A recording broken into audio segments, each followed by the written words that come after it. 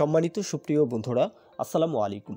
আজকে আমাদের HTML CSS পর্বের আরও একটি ক্লাস। আর আজকের ক্লাসে আমরা এই যে বাটন সেকশন, এই বাটন সেকশনকে আরও সুন্দরভাবে হোভার ইফেক্টের মাধ্যমে কিভাবে ডিজাইন করা যায়, ফুটিয়ে তোলা যায়, সেই বিষয়টা আজকের ভিডিওতে আমরা দেখব। তো এখানে এই ভিডিওটা হচ্ছে ফার্স্ট পার্ট, হোভার ইফেক্টের জন্য আমি আরও একটা ভিডিও আপনাদের মাঝে উপস্থাপন করব। তো সেখানে অ্যানিমেশন যুক্ত করব, অন্যান্য যেই অ্যাডভান্স লেভেলের যেই আরও বিষয় আসে CSS এর মাধ্যমে আরও সুন্দরভাবে কিভাবে ডিজাইন করা যায়, সেটা হচ্ছে অ্যাডভান্স লেভেলের জন্য অ্যানিমেশন যুক্ত করে।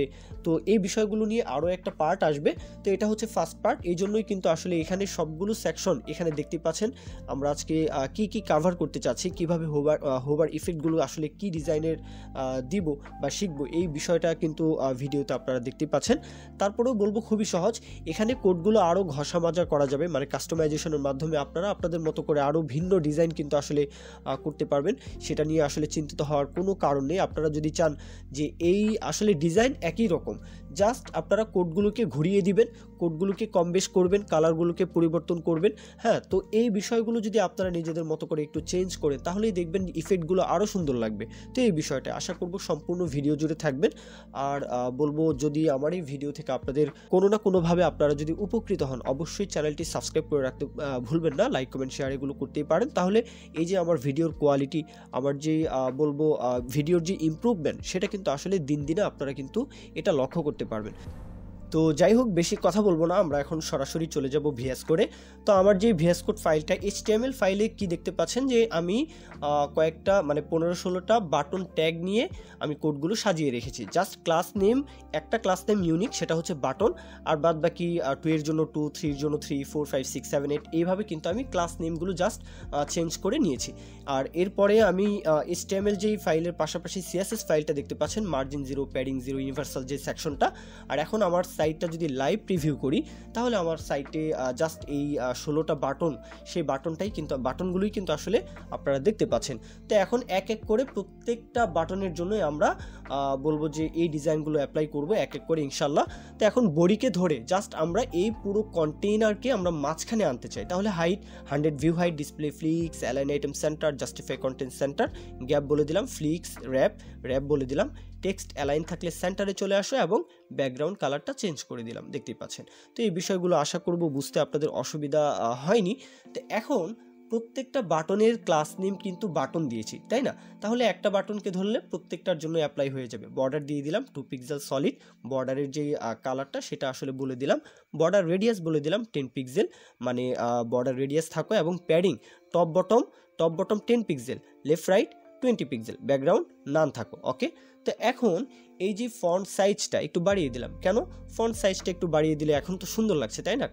যখনই কার্সর নিয়ে যাওয়া হবে, কার্সর কি থাকো, পয়েন্টার থাকো। ওকে, তো এখন মার্জিন দিতে হবে। মার্জিন দিলে বলবো ডানে বামে, লেফট রাইটে, কিন্তু এটা জায়গাটা আসলে দখল করে রাখবে। ওকে, মার্জিন 10 পিক্সেল। পজিশন রিলেটিভ কেন রাখলাম, ট্রানজিশন কেন ব্যবহার করলাম, আশা করবো আপনারা বুঝতে পেরেছেন কেন যে আমরা বাটন 1, 2, 3, 4, 5 এগুলোকে যখন কাজ করব, শুরু এলিমেন্টের কাজ করব, সুতরাং পজিশন অবশ্যই রিলেটিভ বলবো। এই মেন বাটনকে আমরা পজিশন রিলেটিভ রাখবো, তারপরে প্রত্যেকটা সেকশনকে আমরা পজিশন অ্যাবসোলুট দিয়ে কিন্তু আমরা ডানে বামে মুভমেন্ট করাবো, শুরু এলিমেন্টের কাজ করব। জি, আচ্ছা, আমাদের বাটনগুলো কিন্তু আসলে আমরা ডিজাইন করতে পেরেছি। এখন জাস্ট কি করতে হবে, হোভার ইফেক্ট দিতে হবে, তাই না? তো এখন আসলে বাটন 1কে যদি বলি যে তোমার কালারটা তুমি চেঞ্জ করে নাও, তাহলে দেখতেই পাচ্ছেন ওনার কালার কিন্তু উনি আসলে চেঞ্জ করছে, তাই না? এখন যদি বলি যে হোভার করলে তুমি তোমার কালার চেঞ্জ করো, তাহলে কিন্তু হোভার করলেই সে তার কালারটা পরিবর্তন করছে। যদি বলি তোমার ব্যাকগ্রাউন্ড কালারটাও চেঞ্জ করো, তাহলে কিন্তু হোভার করলে তার ব্যাকগ্রাউন্ড কালারটা সে চেঞ্জ করছে, তাই না? তো এই বিষয়গুলো বেসিক, তো আশা করবো অনেকেই হয়তো এই বিষয়টা পারবেন। জাস্ট এখন যদি বলি বর্ডার, তোমার বর্ডারটা 1 পিক্সেল সলিড বর্ডার রাখো। হ্যাঁ, ব্ল্যাকের দিকে একটা কালার কোড দিলাম। হ্যাঁ, যদি বলি তুমি তোমার কালারটা ব্ল্যাকের দিকে 1 পিক্সেল সলিড বর্ডার রাখো, তাহলে কিন্তু তাই হচ্ছে। যদি বলি 2 পিক্সেল, 3 পিক্সেল, 4 পিক্সেল, যাই বলবো সে কিন্তু সেটাই কিন্তু অ্যাপ্লাই করবে। আচ্ছা, এখন আমরা এই যে বাটন 2 এর যে হোভার ইফেক্টটা সেটা আসলে দিব। আমরা এখানে বক্স শ্যাডোর যে বিষয়টা সেটা আসলে দেখতে পারি। হোভার করা হলে বক্স শ্যাডো এখানে উল্লেখ করব। ওকে, তো বর্ডার দিয়ে দিলাম 2 পিক্সেল সলিড, যে প্রাইমারি যে কালারটা সেই কালারটা উল্লেখ করে দিলাম।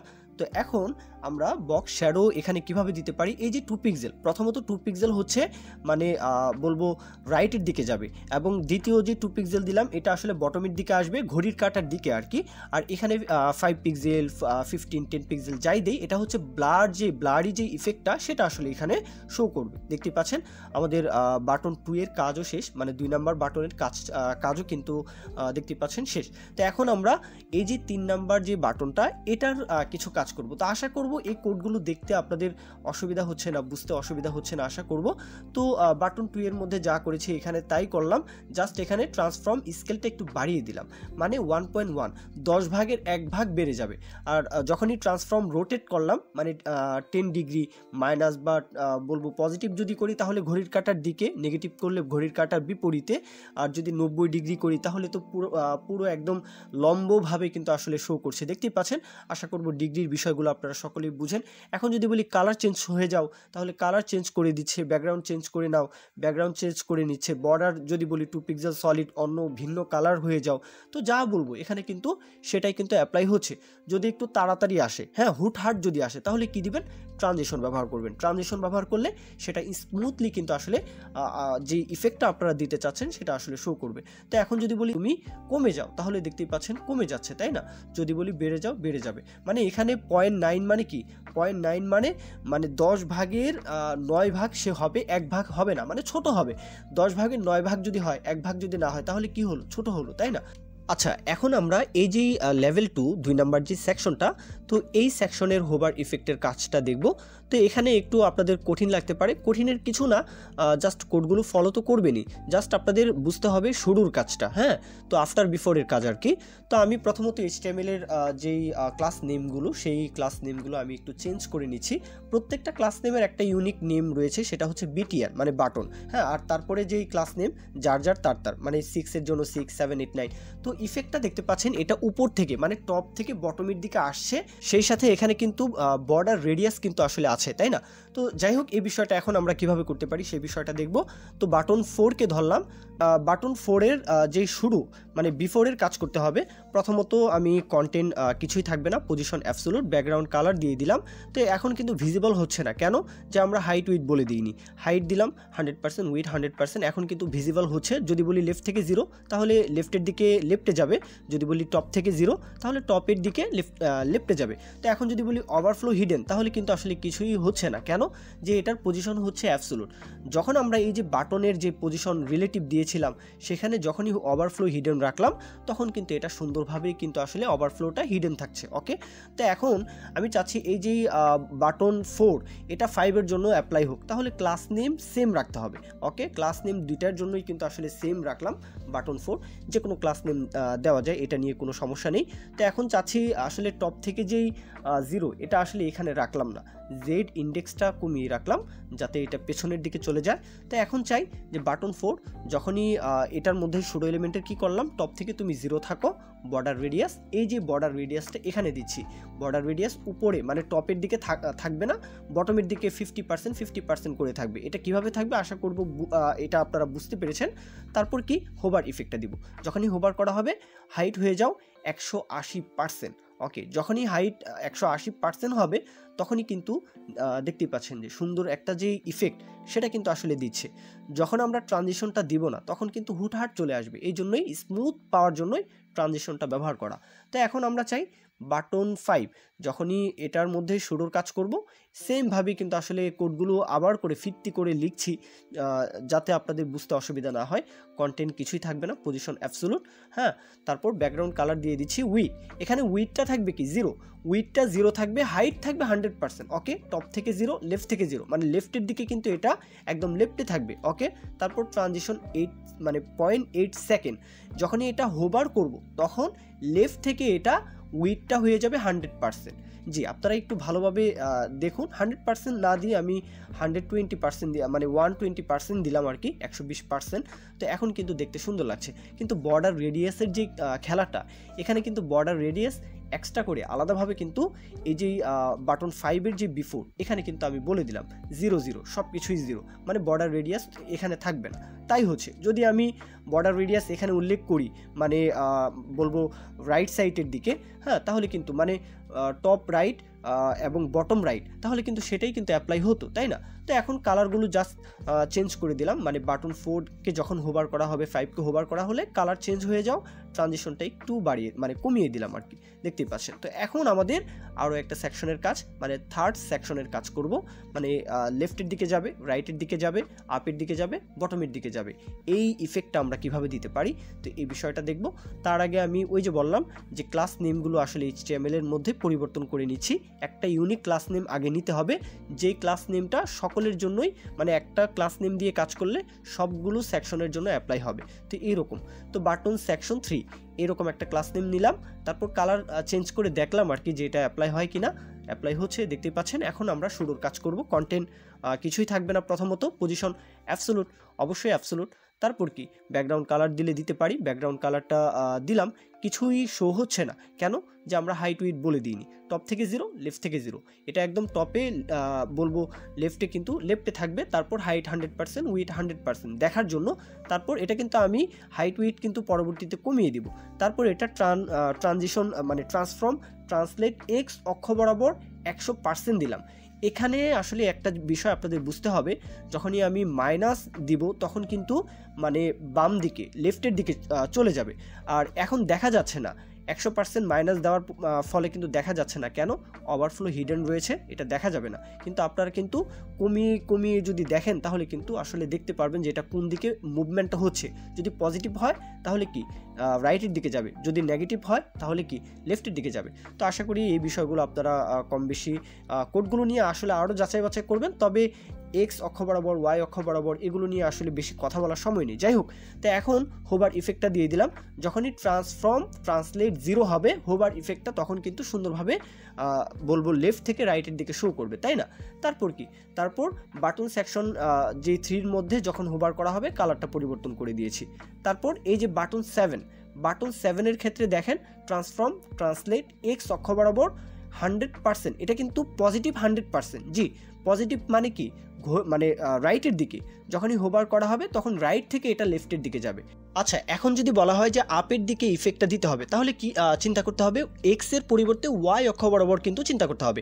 ট্রান্সফর্ম ট্রান্সলেট ওয়াই অক্ষ বরাবর 100% পজিটিভ, তাহলে কি 8 নাম্বার বাটনটা কিন্তু আপের দিকে চলছে, তাই না? এখন যদি বলা হয় ডাউনের দিকে, মানে 9 নাম্বার যে বাটনটা, তাহলে কিন্তু আমরা কি করতে পারি, ট্রান্সফর্ম ট্রান্সলেট ওয়াই অক্ষ বরাবর নেগেটিভ, মানে -100%, তাহলে কিন্তু বলবো ডাউনের দিকে আসবে।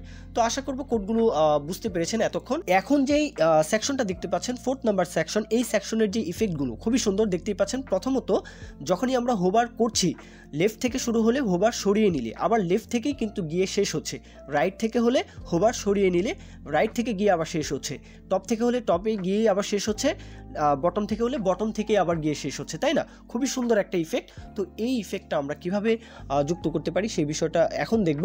প্রথমত বাটন 10-এর কথা প্রথমত চিন্তা করুন, কল্পনা করুন, বাটন 10কে বিফোর দিয়ে ধরলাম, কন্টেন্ট প্রথমত ফাঁকা, পজিশন অ্যাবসোলুট থাকুক, টপ থেকে 0, লেফট থেকে 0, হ্যাঁ টপে এবং লেফটে 0 থাকুক। তারপর কি ব্যাকগ্রাউন্ড কালার দিতে পারি, ব্যাকগ্রাউন্ড কালারটা আসলে বলে দিলাম। তারপর ব্যাকগ্রাউন্ড কালার দেওয়ার ফলেও কিন্তু দেখা যাবে না, কেননা আমরা হাইট উইথ কিন্তু বলে দিইনি। যখনই হাইট উইথ বলে দিয়েছি তখন কিন্তু অ্যাপ্লাই হয়েছে। তবে 11, 12, 13 এই 3টার জন্যও কিন্তু আমি চাই যে এই 3টাতেও কিন্তু সেম বিষয়টা অ্যাপ্লাই হোক, তাই ক্লাস নেমটা ওইখানেও বলে দিলাম। তারপর ট্রান্সফর্ম অরিজিন লেফট থেকে ট্রান্সফর্ম অরিজিন থাকবে, তারপর ট্রান্সফর্ম স্কেল এক্স অক্ষ বরাবর 1 থাকবে। জি, এই দুইটা প্রপার্টি আপনারা ভালোভাবে একটু দেখুন। তারপর ট্রানজিশনটাও কিন্তু এই যে ট্রান্সফর্ম দিয়েছি, এই ট্রান্সফর্ম অনুযায়ী কিন্তু ট্রানজিশনটা দিয়ে দিলাম। তারপর জেড ইন্ডেক্স -1, জি, এই 3টা প্রপার্টি জাস্ট এখানে আমরা ব্যবহার করেছি, ট্রান্সফর্ম অরিজিন এবং ট্রান্সফর্ম স্কেল, সেই সাথে ট্রানজিশনটা। এই 3টা প্রপার্টির জন্যই কিন্তু এই যে ইফেক্টটা এটা দেওয়া সম্ভব হয়েছে। তারপর হোভার যখন করব তখন ট্রান্সফর্ম অরিজিন রাইটে গিয়ে, মানে যখন হোভার করব তখন রাইট থেকে শুরু হবে, তাই না? তারপর ট্রান্সফর্ম স্কেল এক্স 0 থাকবে। জি, এই বিষয়টাই আপনারা একটু ভালোভাবে কোডটা দেখলে আশা করব এই বিষয়টা বুঝতে পারবেন। যখনই বাটন 10কে হোভার করা হবে আমরা কি কালারটা একটু পরিবর্তন করে দিলাম, এই তো আশা করব এই বিষয়টা বুঝতে পেরেছেন। এখন যদি চাই যে রাইট থেকে শুরু হবে তাহলে কি অরিজিনটা আসলে রাইট থেকে বলে দিতে হবে। যদি চাই যে আমরা টপ থেকে শুরু করব তাহলে অরিজিন টপ থেকে বলে দিতে হবে। যদি বলি যে বটম থেকে তাহলে বটম থেকে বলে দিতে হবে। তো এই বিষয়টা কথা অনুযায়ী দেখতেই পাচ্ছেন যে আমরা বাটন 11কে ধরে যখনই ট্রান্সফর্ম অরিজিন রাইট থেকে বলে দিলাম, হ্যাঁ, তারপর হোভার ইফেক্টের মধ্যে আমরা কি করলাম, ট্রান্সফর্ম অরিজিন লেফট থেকে হবা, মানে লেফটে যাবা, মানে রাইট থেকে শুরু হয়ে লেফটে যাবা। এক কথায় একদম সহজ বাংলা ভাষায় আসলে বুঝে নিন, সহজ বাংলায় আর কি। তো তারপর যদি বলি যে 12 মানে বাটন 12 নম্বর বাটন, তুমি ট্রান্সফর্ম অরিজিন তুমি টপ থেকে হবা, দেখবেন এটা টপ থেকে হবে। যখনই আমরা হোভার করব তখনই কিন্তু এটা আবার বটমের দিকে যাবে, টপ থেকে বটমের দিকে যাবে। তাহলে আমরা হোভারের মধ্যে এটাতে আমরা বটম বলে দিব। তাহলে কি হবে, দেখতে পাচ্ছেন টপ থেকে শুরু হয়ে এটা বটমের দিকে আসছে, তাই না? তো এই বিষয়টাই এখন যদি বলে দেই যে তুমি মানে 13-এর বিষয়ে তুমি বটম থেকে হবা টপের দিকে যাবা, তাহলে কি টপ থেকে সে কিন্তু বটম থেকে টপের দিকে যাচ্ছে। জি, আমরা কিন্তু 4th নাম্বার মানে 4 নাম্বার যে সেকশনটা, এই সেকশনের কিন্তু হোভার ইফেক্ট সুন্দরভাবে কিন্তু আমরা দিতে পেরেছি, তাই না? তো এখন আমরা এই যে 5th নাম্বার যে সেকশনটা, এই সেকশনের কাজটা দেখব। তো প্রথমত দেখতে পাচ্ছেন যে 14 নাম্বার যে বাটনটা, এটার হাইটটা থাকছে কি 100%, উইথ কিন্তু 0, উইথ 0। যখনই হোভার করছি তখন উইথ হয়ে যাচ্ছে 100%। আবার 15-এর ক্ষেত্রে কি হচ্ছে, এটার হাইট থাকছে 0, উইথ থাকছে 100%। আর 16-এর যে বিষয়টা, এটা আসলে রোটেট থাকছে, মানে কয়েক ডিগ্রি, মানে 45 ডিগ্রি বা 50 ডিগ্রি, 40, 50, 45 এরকম কিন্তু রোটেট থাকছে, তাই না? এই বিষয়টাই। তো এখন আমরা কিভাবে করতে পারি, আসলে কোড দেখলে আরও সুন্দরভাবে আসলে বুঝতে পারবেন। 14 নাম্বার যে বাটন, হ্যাঁ, তো এই সেকশনকে ধরে মানে প্রত্যেকটা বাটনের জন্য 14 নাম্বার বাটন মানে 15তেও অ্যাপ্লাই হোক, 16তেও অ্যাপ্লাই হোক, তো এই বিষয়টা চাই। তাহলে কি করব, তো প্রত্যেকটার ক্লাস নেম একই রাখলাম, এই তো কন্টেন্ট এটার বিফোর কে ধরে কন্টেন্ট ফাঁকা, প্রথমত পজিশন অ্যাবসলিউট আগের মতোই। তো আশা করব এখন আর এগুলো নিয়ে কথা বলতে হবে না। টপ থেকে 0 দিব না, এখানে টপ দিতে হবে 50%, লেফট থেকে 50%। কেন 50% কেন দিলাম, উইথ 10% আগে রাখলাম দেখার জন্য, বোঝার জন্য, দেখানোর জন্য। হাইট 100%, একটু লক্ষ্য করুন, ট্রান্সলেট যখনই আমরা 50% মাইনাস 50% মাইনাস, এক্স অক্ষ বরাবর ওয়াই অক্ষ বরাবর যখনই মাইনাস করে দিলাম, এটা মাঝখানে কিন্তু অ্যালাইন হয়েছে। উইথটা যখনই 0 করে দিলাম, এটা এখন আর ভিজিবল হচ্ছে না, কেননা উইথটা এখন 0ই আছে। যখনই এখানে হোভার ইফেক্ট দিব তখন যেন উইথটা 100% হয়, এটা হচ্ছে আমাদের মূল লক্ষ্য। যখনই আমরা হোভার ইফেক্ট দিব, হ্যাঁ, 14 নম্বর বাটন, যখনই তোমাকে হোভার ইফেক্ট দিব, তোমার মধ্যে যে বিফোর রয়েছে তোমার উইথ হয়ে যাও 100%। জি, দেখতে পাচ্ছেন জেড ইন্ডেক্স, এটাকে আমরা কমেন্ট আউট করে রাখলাম।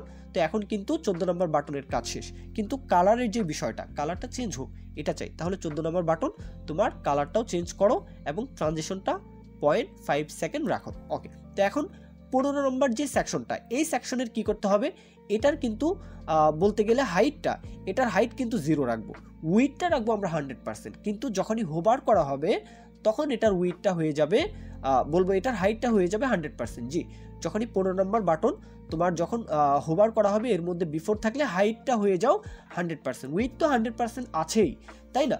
তো এই বিষয়টাই তো আশা করি বুঝতে পেরেছেন। তো এখন আমরা 16 নম্বর যে বাটনটা, তো এই বাটনের কাজটা করতে পারি। তার আগে দেখতেই পাচ্ছেন এখানে 100% দেওয়ার ফলে কিন্তু আসলে সুন্দর লাগে না, এই জন্যই একটু পার্সেন্টটা একটু বাড়িয়ে দিয়ে রাখলাম, যেহেতু ওভারফ্লো হিডেন রয়েছে, সুতরাং সমস্যা নেই। হ্যাঁ, ওভারফ্লো তো হিডেন রয়েছে, তো একটু পার্সেন্টটা একটু বাড়িয়ে রাখলাম, 110, 120 এভাবে রাখতে পারি। তো এখন 16 নম্বর বাটন তোমার মধ্যে বিফোর দিয়ে ধরলাম, উইথটা রাখলাম কি, এটার উইথটা রাখলাম ওই যে বললাম 110% রাখলাম, হাইট রাখলাম 0, হাইটটা 0 রাখলাম, উইথটা মানে 100% রাখলাম আর কি। একটু চিন্তা করুন তাহলেই হবে। ট্রান্সলেট এটা আসলে বলবো মাঝখানে আনার জন্য এক্স অক্ষ বরাবর -50%, ওয়াই অক্ষ বরাবর -50%। তবে এই যে রোটেটটা দিয়ে দিলাম, হ্যাঁ, 45 ডিগ্রি রোটেট ব্যবহার করলাম। যদি মাইনাস করি তাহলে কিন্তু ঘড়ির কাঁটার উল্টো দিকে, আর যদি পজিটিভ করি তাহলে কিন্তু ঘড়ির কাঁটার দিকে এটা রোটেট হবে, তাই না, মানে 45 ডিগ্রি। তো এখন যখনই হোভার করা হবে তখন তোমার হাইট হয়ে যাও 300%। তো দেখতেই পাচ্ছেন সুন্দর একটা ইফেক্ট কিন্তু আসলে 16 নম্বর বাটনে দেখতে পাচ্ছি আমরা। তো এটার হাইটটা আসলে একটু কমিয়ে দিলাম, বাড়িয়ে দিলাম। 0 করলে 0 হয়ে যাবে, তখন আর ভিজিবল হবে না। যখনই হোভার করব তখন এটা ভিজিবল হবে, তখন দেখতে সুন্দর লাগবে। যাই হোক, তো আমি আমার এই মানে আজকের এই ভিডিওটা কমপ্লিট করতে পেরেছি আলহামদুলিল্লাহ। তো যাই হোক, এ পর্যন্তই ভিডিও। সকলের সুস্থতা কামনা করছি, রমজান মাস সকলেই দোয়া রাখবেন, সকলের জন্য দোয়া শুভকামনা। আল্লাহ হাফিজ, আসসালামু আলাইকুম।